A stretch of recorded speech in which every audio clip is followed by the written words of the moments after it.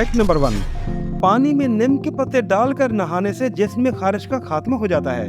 Number 2, चुकंदर का juice stamina को बढ़ाता है, दिल को सहारा और हाजमा बेहतर बनाता है। नंबर 3, मेथी के इस्तेमाल से आंखों की पिलाहट और मुंह का कड़वा जायका दुरुस्त हो जाता है। नंबर 4, दाग धब्बों के इलाज के लिए खीरा बेहतरीन ग़िज़ा है।